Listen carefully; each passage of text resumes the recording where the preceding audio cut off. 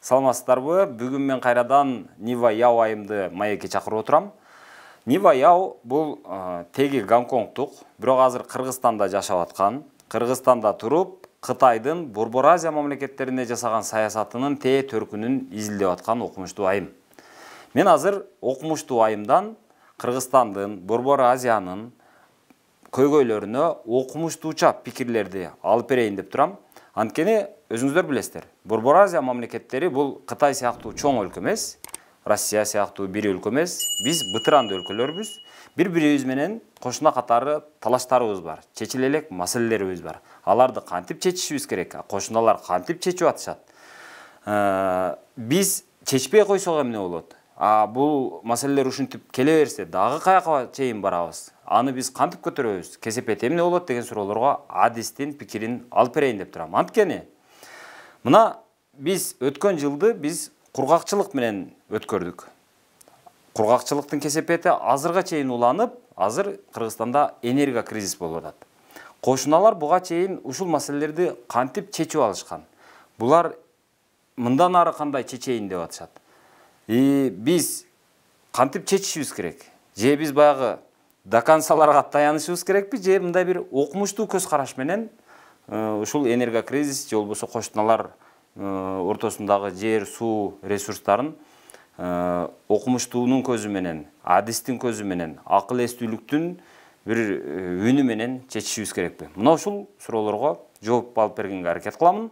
Анда биз менен болуңуздар. Бул маектин азыр өзгөчө зарылчылыгы бар. Анткени азыр Борбор Азияда кырдаал тынч эмес. Андан сырткары Кыргызстанда абдан кымбатчылык болуп атат. Эми ошолордун себебин, андан чыгуу жолдорун кантип бир жайгаруу керек, ошого окшогон маселелер боюнча мен ушул Кытайдын Борбор Азия мамлекеттерине жасаган саясаты боюнча Бишкекте отуруп изилдөөлөрүн жүргүзүп келаткан Нива Яо айым менен кайрадан маек курмакчымын. Көңүл буруңуздар. Нива айым, саламатсызбы? Сизди мурунку маегиңизден улам кыргыз эли кыйла жакшы таанып калды го деп ойлойм. Анан мурунку маегиңизди кыргызстандыктар кыйла жакшы кабыл алышты.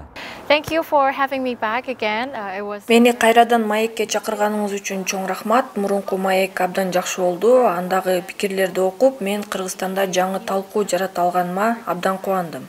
Азыр маекти адегенде эле баягы Борбор Азиядагы энергетикалык коопсуздуктан баштасак деп турам. Анткени жакында мына кыш келатат, андан сырткары мына кымбатчылык, андан сырткары сиз өзүңүз дагы энергетикалык коопсуздук боюнча жакында эле өзүңүздүн иликтөөлөрүңүздү жарыялаган болчусуз. Ошодон улам сурагым келип атат. Кытай мамлекети Казакстан менен Өзбекстанга жакында эле баягы күндөн энергия алуучу жабдыктарды орнотуп берди. Мунун айынан эки өлкө тең мурдагыдай Тажикстан менен Кыргызстандан көз каранды болбой калышты. Бул деген нерсе булардын ортосундагы баягы балансты, булардын ортосундагы мамилени бузуп койбойбу? Бул баягы ансыз деле күчтүү өлкөлөрдү андан беш бетер күчөтүп жибербейби? Ушул жагын Кытай эске алып атабы деген суроо. Албетте, Кытайдын Борбор Азияга салган инвестициялары аймактагы абалды өзгөртүп жатат. Кытай үчүн Борбор Азия өлкөлөрүнүн бири-биринен көз карандысыздыгын сактоо абдан маанилүү. Анткени аймактагы өлкөлөр өз алдынча кубаттуу болушуна кызыктар. Аймактагы кошуналар бири-бирине үмүттөнө бербеши керек. Мисалы, суу ресурстарынын айынан чыккан чыр-чатактар Союз мезгилинен бери чечилбей келаткан талаш экенин көрдүк. Кыргызстан менен Тажикстан суу башында турган өлкөлөр болуп, Өзбекстан, Казакстан жана Түркмөнстан суу ресурстарынын кожоюну болуп жүргөн. Кытай өзүнүн тышкы инвестициялык саясатында Өзбекстан менен Казакстан суу ресурстарынан көз каранды болбоосуна жардам көрсөтүп келатат. Мен азыр эки мисалды айтып берейин. Экөө тең абдан маанилүү. Мисалы, Казакстандын түндүк жана түштүк аймактарында электр менен камсыз болуусу бирдей эмес. Казакстан өзүнүн түштүк облустарын электр энергиясы менен камсыздоодо көп жылдар бою Кыргызстанга таянчу, айрыкча жай айларында. Ошондуктан суу ресурстары Казакстан менен Кыргызстандын ортосунда талашка түшчү. Себеби Кыргызстан Казакстанга көп суу бере албайт. Ошондуктан Казакстан сууга да электр энергиясына да муктаж. Кытай эмне кылды? Казакстан менен Кытайдын чек аралаш аймагында чоң дамба бар. Ал Мойнок деп аталат. Теги кытайдык жетекчи ошол Мойнок дамбасы аркылуу Казакстандын түндүгүн, айрыкча Алмата облусун Кыргызстандан суу сурабай тургандай жолун сунуштаган. Мына ошол Мойнок долбоорунун ийгилигинен улам Кытайдын СВЕ компаниясы 2012 жылдары казак жетекчилери арасында ооздон түшпөй калган. Ошол казак саясатчылары буга окшогон дагы бир нече долбоорлорду ишке ашыруусун суранышкан.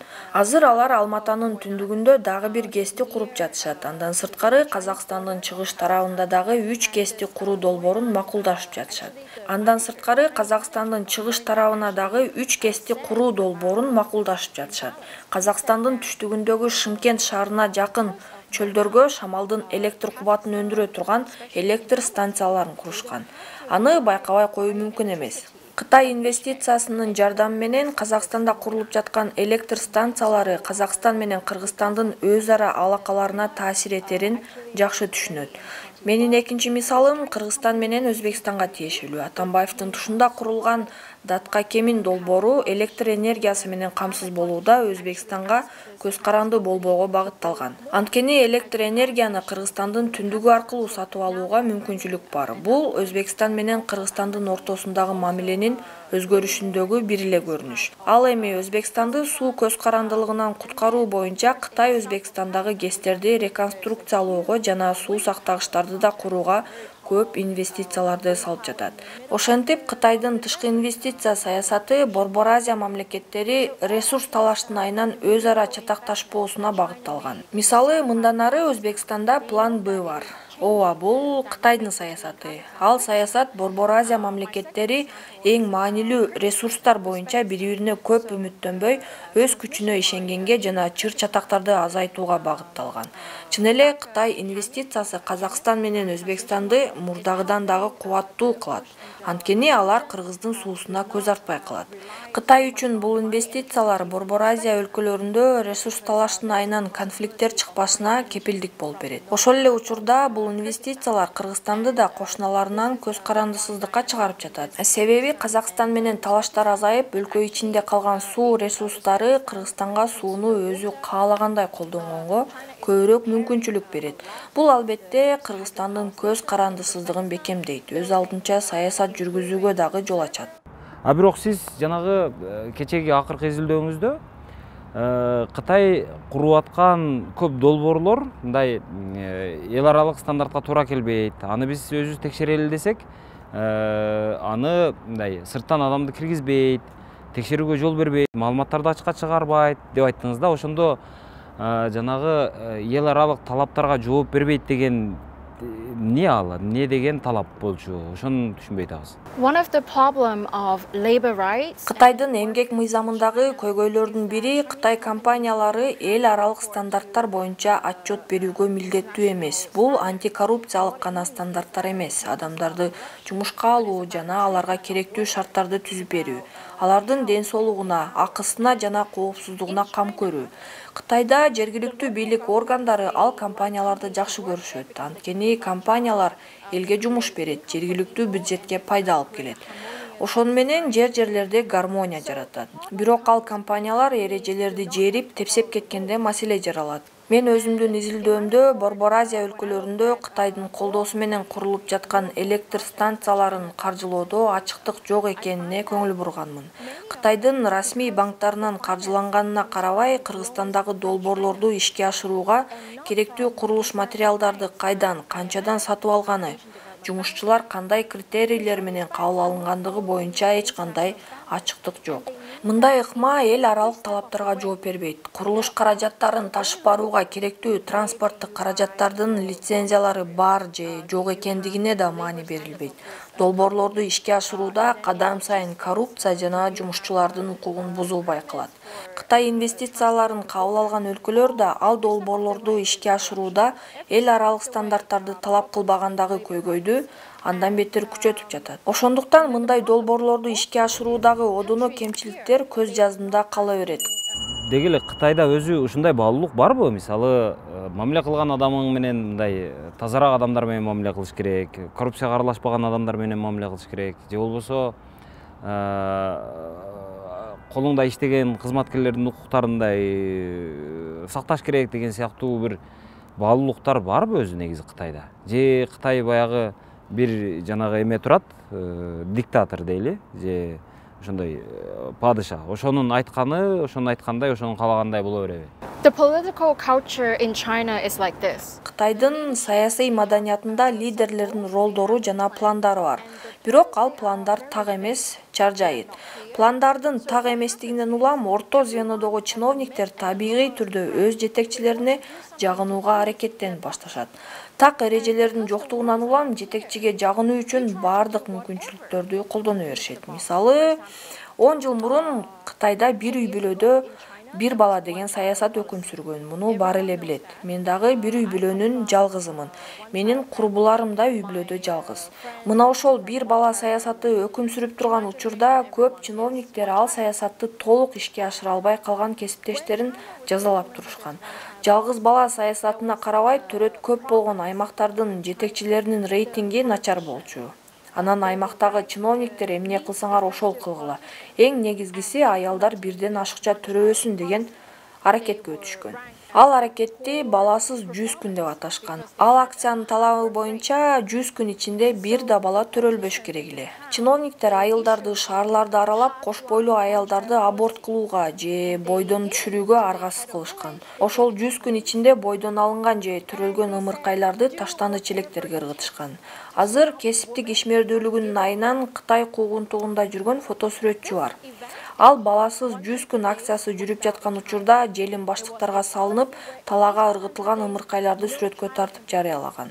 Кытайдын саясий маданиятынын азыркы проблемасы да мына ушул жетекчиге жагынып, буйруктарды эч ойлонбой аткара берүүдө жатат. Ал эми жетекчилер менин кол алдымдагылар менин буйругумду туура эмес түшүнүп алышканы үчүн аларды жазага тарта албайм деп кутулуп кете беришет. Мындай саясий маданият Кытай инвестициясы менен бирге башка өлкөлөргө да таралып жатат.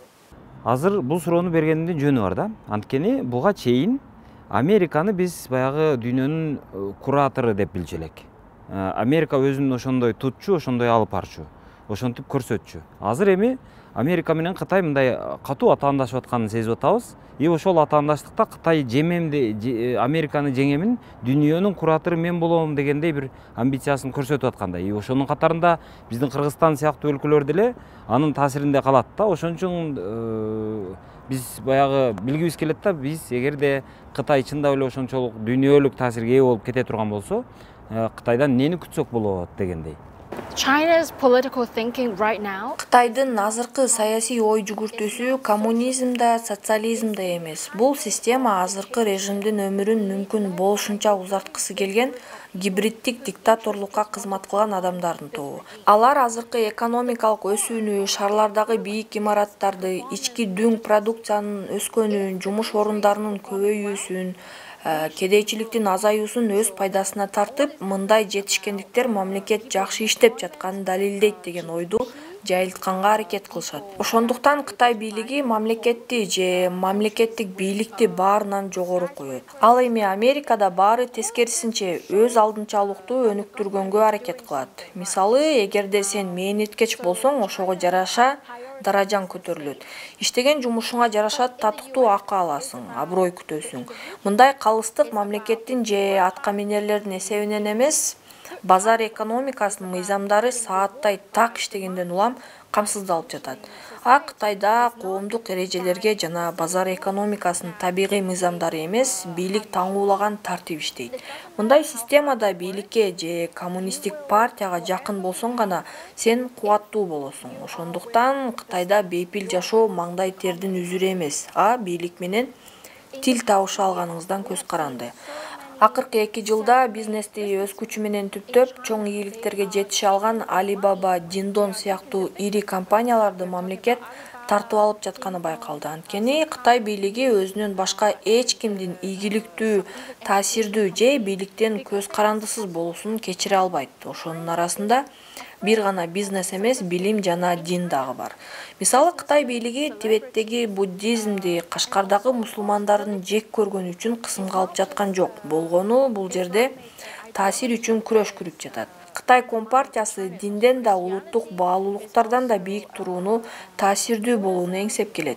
Сизди деле мисалга алсак, ийгиликтүү журналист болсоңуз, күтпөгөн жерден полиция үйүңүзгө келмек. Алар сизден Кытай кандай кубаттуу, кандай бай өлкө экени тууралуу видео тартып чыгарышыңызды талап кылмак.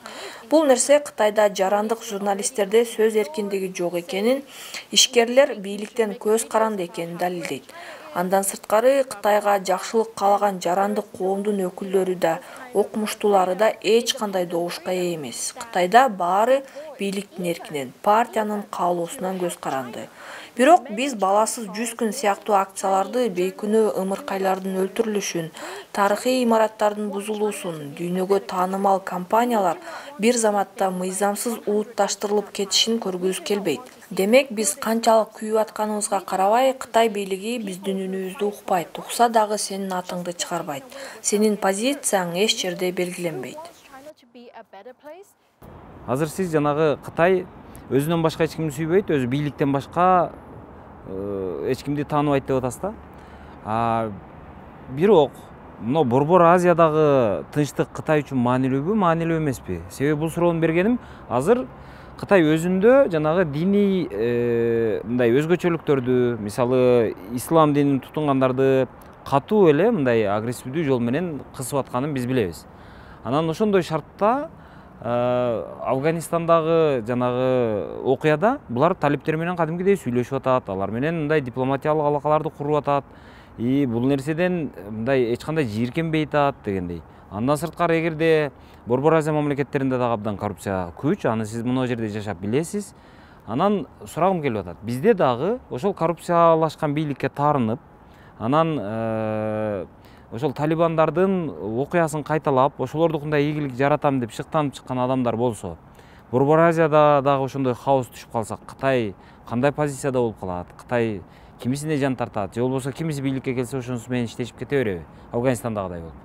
As I mentioned last time, Мен башында айткандай эле, биз Кытайдын Борбор Азияда кандай кызыкчылыгы бар экенин түшүнүшүбүз керек. Биринчиден, Кытай Борбор Азия мамлекеттеринин эч бири Шинжаңдагы Уйгур автономиялуу облусунун көз карандысыздыгын тааныбай турганына ынангысы келет. Экинчиден, Кытай Тайванга альтернатива боло ала турган кургак жер аркылуу өтүүчү соода жолдорун Борбор Азиядан издеп жатат. Эгерде бул суроолорго кененирээк жоопту алууну кааласаңыздар, ушул эле каналдагы менин мурунку маегимди көрсөңүздөр болот.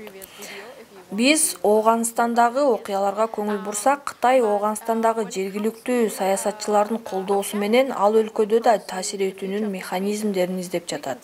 Акыркы 10 жыл ичинде Кытай Ооганстандагы ар түрдүү топтор менен иштешип келди. Анын арасында Ооган өкмөтү, ага оппозиция болуп келген Талибан да, кала берсе жерлердеги авторитеттер да бар.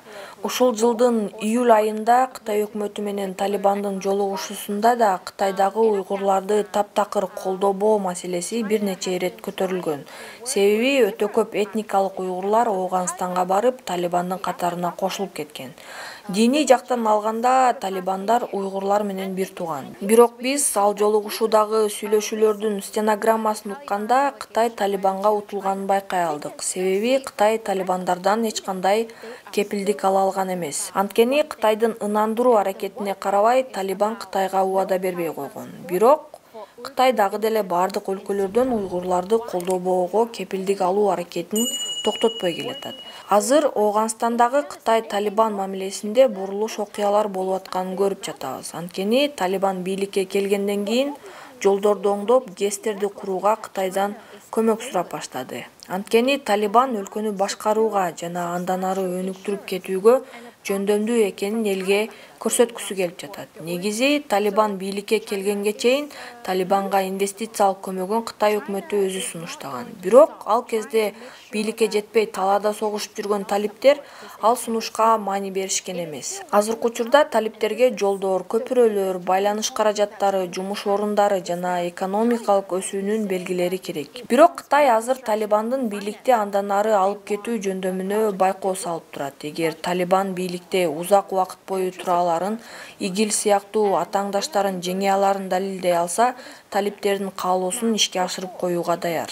Болгону бул убакыттын гана иши. Кытай өзүнүн экономикалык жардамын ооган бийлигине таасир этүү механизми катары пайдаланууну көздөп жатат. Анткени Кытай бул механизмди Борбор Азиянын башка мамлекеттеринде ийгиликтүү ишке ашыра алды. Мисалы, Кытай инвестицияларын алган Казакстан, Кыргызстан, Тажикстан, Өзбекстан жана Түркмөнстан Кытай койгон шарттарга кыңк этпей көнүп берген.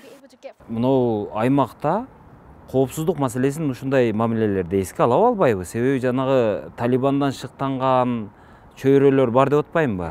Анан бул жакта ушундай диний жанагындай активдүүлүк күчөп кетсе кандай кылат? Себеби өзүндө динди абдан басып атат. А бул жакта диний активдүүлүк күчөп атат. Күчөшүнө жардам дагы бергенсип атат да Кытай. Ушундай шартта Кытайдын позициясын кантип таанысак болот дейм да. This is a very interesting question. Бул өтө маанилүү суроо. Кытай окумуштуулары жана саясат таануучулары Борбор Азия мамлекеттеринде саясатчылар арасында да ислам идеологиясы кеңири жайылганы кооптуу деп Кытай бийлигине кулак кагыш кылып жатышат. Окумуштуулар бүт Борбор Азия аймагы ислам радикалдарынын кучагында калышы мүмкүн деп чотушат. Кытай Талибан менен алака түзүп атканда, Талибан ислам модели менен башкаруу тууралуу сүйлөгөндө алар эмнени назарда тутуп атканы түшүнүксүз болуп турат. Алар орнотуп жаткан бийлик формасы Борбор Азиядагы кошуналарына кандай таасир этиши мүмкүн экени азырынча белгисиз. Борбор Азия мамлекеттеринде социалдык адилеттүүлүктү исламдан издөө идеялары кандай тарап жатканы Кытай бийлигине абдан жакшы маалым. Бирок бул тенденциялар Борбор Азиядагы авторитардык өлкөлөрдө бирдей эмес, бири-биринен айырмаланып турат. Мисалы, Кытай өзү колдоп келаткан Борбор Азия өлкөлөрүнүн атка минерлери диний радикализм менен күрөштү өздөрүнүн саясий оппоненттеринин көзүн тазалоо максатында гана колдонуп келатышат. Мына ошондуктан диний экстремизм тобокелчилиги Өзбекстан, Тажикстанда азырынча көзөмөлдө турат десек болот. Бирок саясаты ачык жүргөн Кыргызстанда абал такыр башкача.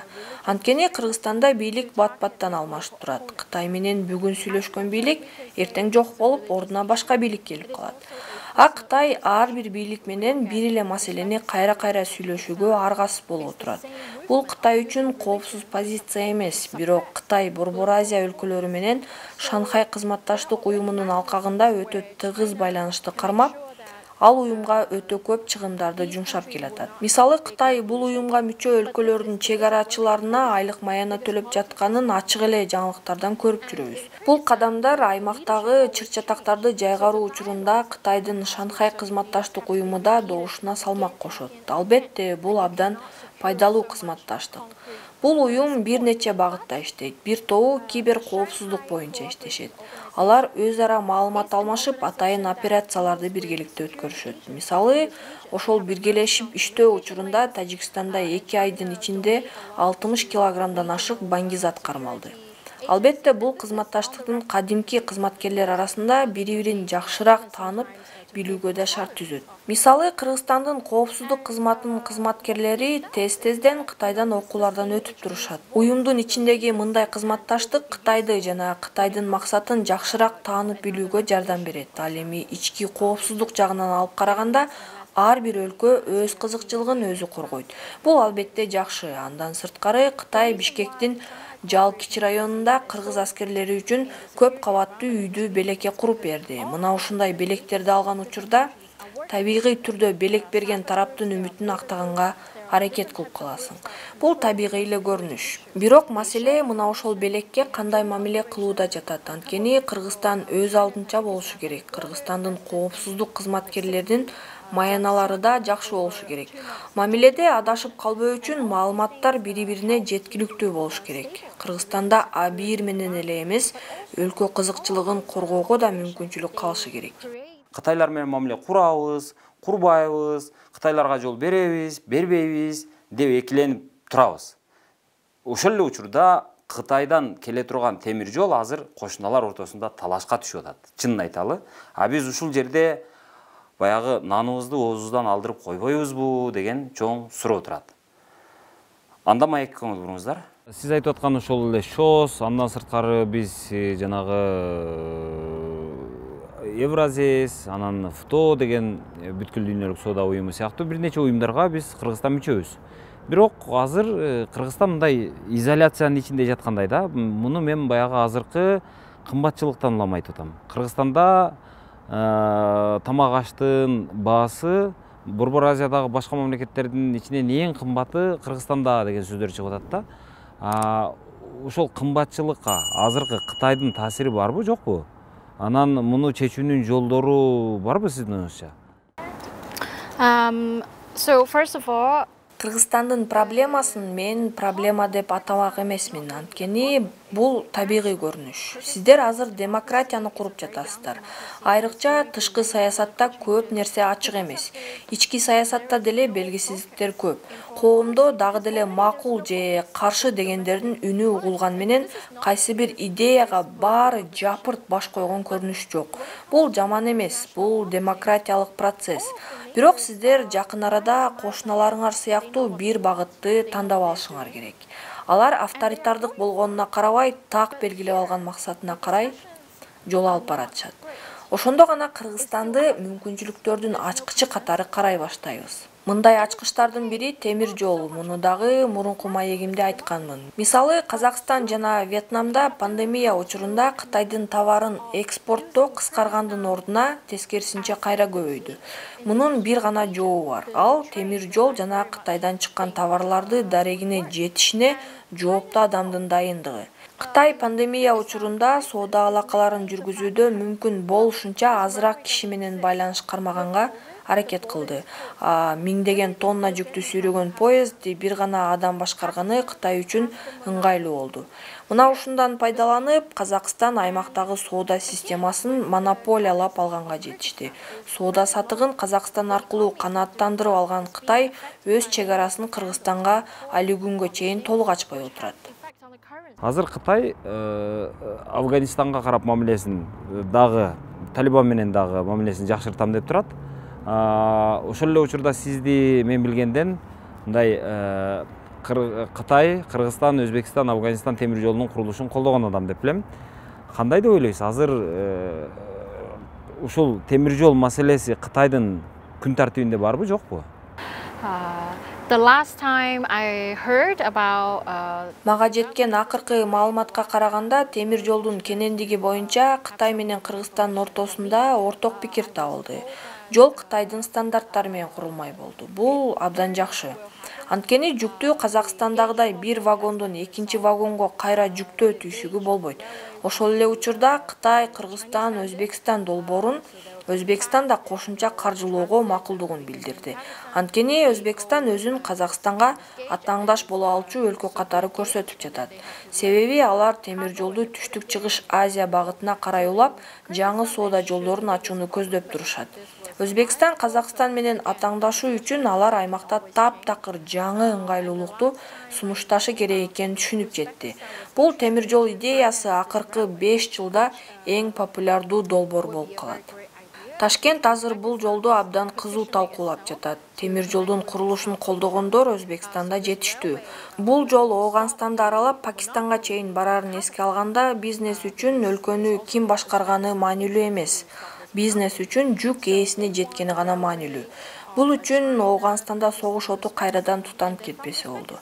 Азырынча ал жол жакын арада курулат деп үмүт кылып туралы. Бирок бул нерсе ишке ашышы үчүн Кыргызстан чече турган эки маселе бар. Биринчиси Өзбекстан жана Тажикстан менен чек ара маселесин чечип алышы керек. Экинчиси темир жолду куруу жана аны башкарууга жөндөмдүү кыргыз адистерди тарбиялап үлгүрүшү керек.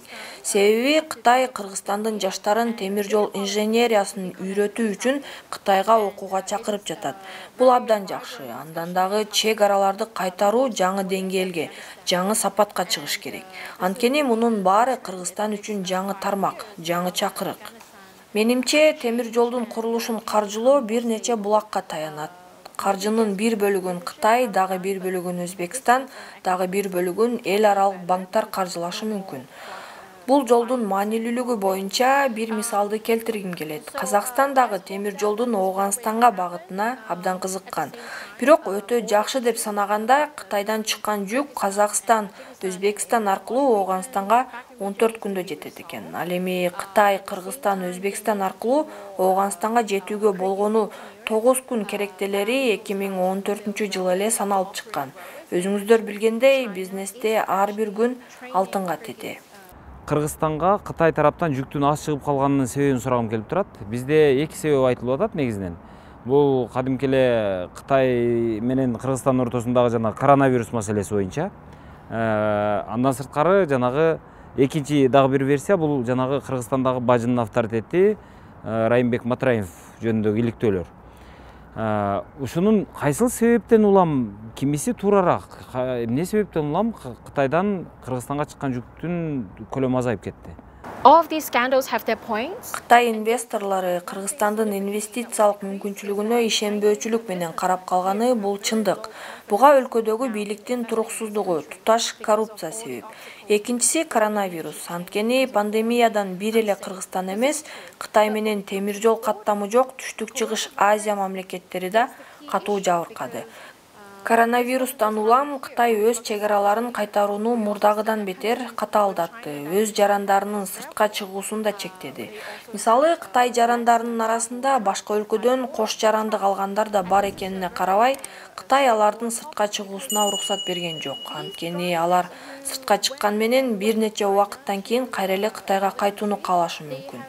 Алар кайтып келатканда башка өлкөлөрдөн мутанттанган вирусту алып келсе, 1,5 миллиард Кытай элин кайра дарылап чыгуу кандай оор экени түшүнүктүү. Ошондуктан оор жүк ташуучу машиналардын айдоочулары Кытайга мурдагыдай кенен кире албай калышты. Кытай жана Кыргызстан чегарасынын жабылышында Кыргызстандагы коррупциялык кызычуунун тиешеси жок. Кыргызстан азыр Кытай менен Россиянын ортосундагы мындай эки оттун ортосунда турат десек болот да, айрыкча мына темир жолду куруу боюнча. Мисалы, ошол темир жолду куралы деп Кытай айтса, жок курбай эле кой дегендей бир Орусиянын маанайы ушундайдай. Анан ушул шартта курсаң дагы, мисалы, орустун стандарты менен кур деген талапты коюшуп аткандай. Ушундай шартта азыр Кыргызстан өз алдынча болуп мындай кете элек. Демек, мындай бир өзүнүн сөзүн деле жалчытып айта элек, айта дагы албаса керек. Анан ушундай шартта Кыргызстан эмне кылыш керек? Кытайдын өзү дагы мындай Америка менен алакасында бул Орусия менен Кытай биригип кетип атат. Бирок Борбор Азияга келгенде Кытай менен Орусиянын мындай ортосунда жарака бардай. Экөөнүн кызыкчылыктары эки башка турат. Ушундай шартта Кыргызстан кандай жолду тандаш керек? Кантип мындай бул жерде ойнош керек дегендей. This is a common problem for Ири экономикалык державалардын арасында турган өлкө үчүн бул кадимкидей эле көрүнүш. Мисалы, түштүк чыгыш Азияда Кыргызстан сыяктуу Бутан деген өлкө бар. Ал Индия менен Кытайдын ортосунан орун алган. Көп жылдан бери союздаш катары Индияны тандап келген. Чакан өлкөлөр кайсы бир ири өлкөнү тандаган учурда ал өлкө менен бирге өсүүнү гана эмес, анын кесепеттерин да бирге тартарын унутпашы керек. Бутан жана Кыргызстан үчүн эң маанилүүсү силерден эч ким тартып ала албай турган өзгөчө артыкчылыгыңарды табышыңар керек. Мисалы, Бутанда ири пиар компаниядан улам Бутан менен непалдык монахтардын ортосундагы кандуу кагылыш унутулуп кетти. Непалдык монахтар Бутан элин кандай кордогонун унутушту. Бутан өкмөтү элди жакшы реклама менен башкарса болорун түшүнө алды. Кыргызстанда деле мына ошол сыяктуу кадамдар зарыл болуп турат. Силердин башкалардан өзгөчөлүгүңөр, артыкчылыгыңар эмне экенин аныкташыңар керек. Эл аралык коомчулуктагы имиджиңерди дагы бекемдеп алышыңар керек. Ошондон кийин жумшак күч келет. Мисалы, мен эл аралык жүктөрдү транзиттөөчү өлкөдөн болгондуктан силерди дагы биз сыяктуу эле эл аралык жүктөрдү транзиттөөчү өлкө болууга үндөйм. Мен Казакстандагы жүк ташуу саясаты кандай абалда экенин ачыктап бере алдым деп ойлойм. Менин оюмча, Кыргызстанда ири жүк транзиттөөчү өлкө болуу мүмкүнчүлүгү бар. Андан сырткары суунун сапатын жакшыртып, туризм тармагы менен да өнүгүп кетсе болот. Сиздин маегиңизге чоң рахмат. Кыргызстандыктардын мындай эл аралык мамиледе Кытай менен болгон алакада кыйла көзүн ачып атасыз деп ойлойм. Мен үчүн дагы сиз менен сүйлөшүп атканда кыйла нерселерге, кыйла мындай окуяларга бир башкачараак маалымат, башкачараак бир көз караш пайда болуп атат. Рахмат сизге. Чоң рахмат. Чоң рахмат. Биздин каналды баштан бери көрүп келаткандар жакшы билишет. Бул Нива Яу айымдын биринчи маеги эмес, экинчи маеги болуп атат. Биринчи маегин бизде шилтемеден көрсөңүздөр болот. Эгерде сиздерде ушул Кытайдан кантип инвестиция тартса болот, Кытай менен кантип байланышса болот, кантип мамиле кылса болот, деги эле Кытайдан коркуп жата беришибиз керекпи же Кытайдын тилин таап, алардын пайдасын көрүш керекпи? Өзбекстан сыяктуу кандай Кытай инвестициясын кайсыл тармактарга салышыбыз керек? Жолго салышыбыз керекпи же өндүрүшкө салышыбыз керекпи? Жолго салышыбыз керекпи же электр энергиясына салышыбыз керекпи? Кыскасы ушуга окшогон бир нече суроолор бар. Ал мен деле эмес, сиздерде дагы болушу мүмкүн. Мына ошол суроолорго жооп алууну кааласаңыздар, сиздерди чочуткан, коркуткан, түшөлткөн маселелер боюнча ушул эле Нива Яуайымга суроолоруңуздар болсо бизге берсеңиздер болот. Биз ал боюнча Нивадан жооп алып бергенге даярбыз. Бар болуңуздар, биздин каналды акмалап туруңуздар.